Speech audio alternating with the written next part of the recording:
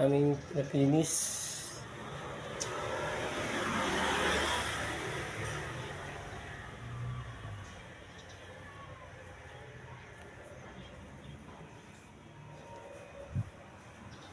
Ayan. Ginawa ko ng door knob ng pintuan. Nakasira pero bubura na. Ng finish extension. Ginawa ko kusina. Sa Arjur. Ginawa namin ng way. Yan. Inelding ko lang po yan. Binubukan ko na. Hindi na po wala nang kaanggi-anggi. Ginawa ko lang ng gate.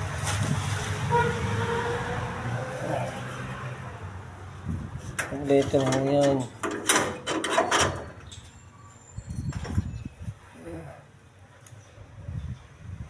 Lagyan ko ng patungan. Sibilado po yan.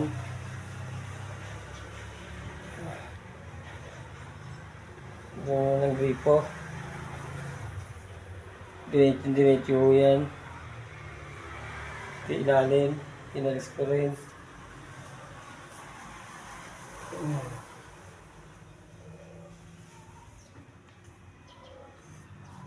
Ito ang ginawa ko na pinto ng kusina niya.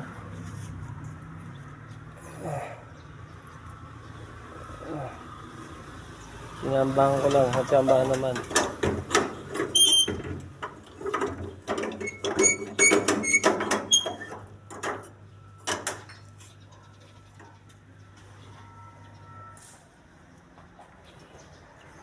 Finish contract.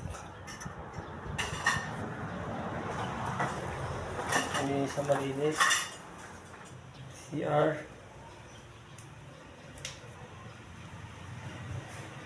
Meron na po yung CR niyan. Pinlash. Lakas po lang ano. Sakto-sakto lang po yung po natin. Linis na rin po yan. Pininturahan na namin yun. Pininturahan ni Arjur. Ito yung pinto na sira to pero naayos na namin. Ito kung ipapabago, gagawin ko. Baka bumalik na lang siguro ako kasi burok na siya. Inaanay na. Hindi ko na mapakita yung kwarto, nakasara na eh. Yan. Isa na eh.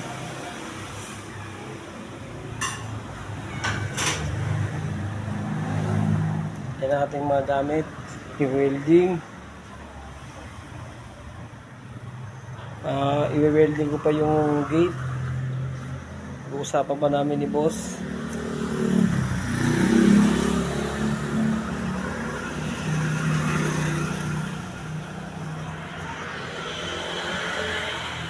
Thank you.